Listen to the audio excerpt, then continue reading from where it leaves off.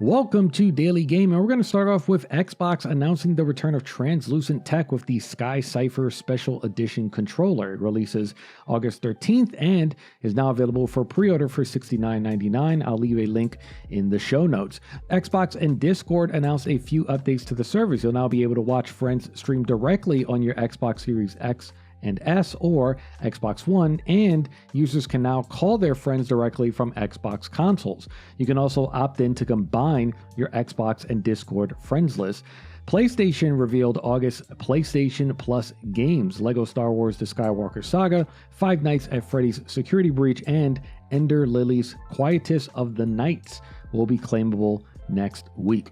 Yesterday's Grasshopper Direct was dedicated to the upcoming Shadows of the Damned Hello Remastered, but the video ended with Shinji Mikami and Suda51 reminiscing over Killer 7 and discussing a potential sequel or complete edition.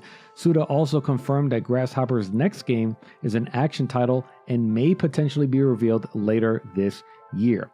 Braid creator Jonathan Blow claims Braid Anniversary Edition sold terribly, stating, quote, "It sold like dog shit compared to what we need to make for the company to survive." I'm kind of not surprised by this. I don't think it was very well marketed kind of at all. I loved the game when it first came out.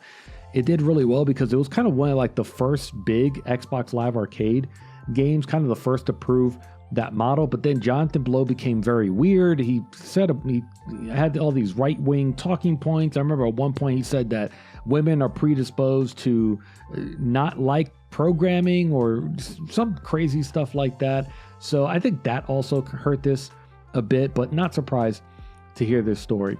And finally, Bungie announced a restructuring of its company, resulting in the loss of 220 employees, or roughly 17% of its workforce. The cuts will affect every level of the company, including most of their executive and senior leader roles. Another 12% of their workforce, or 155 roles, will be integrated into SIE over the next few quarters.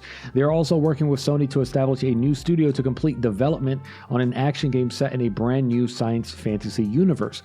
This move essentially shrinks Bungie from 1,300 employees down to 850. Now, what's interesting about the statement is the explanation at the end, where CEO Pete Parsons takes responsibility by saying, "We were overly ambitious, our financial safety margins were subsequently exceeded, and we began running in the red." But of course, once again, the accountability falls on the shoulders of the employees. To make matters worse, many employees revealed that social media was how they found out they lost their jobs, and soon after the announcement, a former employee shared a link to a car auction site profile that belonged to CEO Pete Parsons that revealed he has spent over $2.4 million on cars alone within the last 2 years. Now, obviously, this is horrible news, but it's incredible just how horrible it got as the day went on. You know, the news was announced. Pete Parsons, the coward, privated his Twitter account. He couldn't face the music. Then this whole thing comes out that he spent the salary of at least a few employees that probably could have covered them for a few years on just cars that are just going to sit in a garage. And it's just, it really sucks that we exist right now in this time in this industry where you can, ship a bad game, your job is gone. You can work for one of the most richest, profitable companies, Epic Games. Doesn't matter, your job could be gone. You can completely execute on a piece of downloadable expansion like they were able to do with Destiny 2 and the last one that came out not too long ago.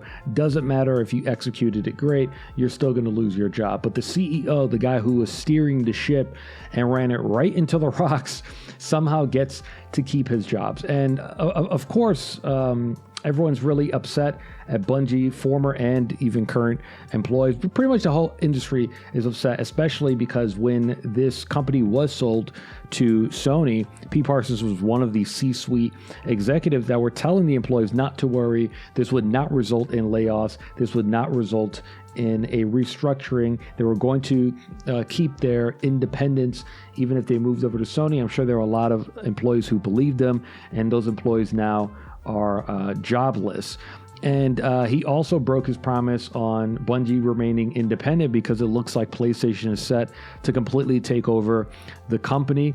We always knew, there were always rumors that there were clauses set into the deal that Sony made where if Bungie did not hit certain sales targets, it sort of, in a sense, allowed PlayStation to start to take over operations of the company, and that's already begun. Journalist Jeff Grubb has claimed that PlayStation's takeover of Bungie has begun, and it's only a matter of time before they lose their autonomy and become like any other PlayStation studio. Just horrible, horrific news all around from one of the most storied and celebrated developers that we've ever seen in our industry. To see them devolved to this, I mean, it's not like they're in the worst hands at PlayStation, but there's just no reason why Pete Parsons should still have his job. Bungie has gone nothing but downhill ever since he took over the company. I think it was around 2016.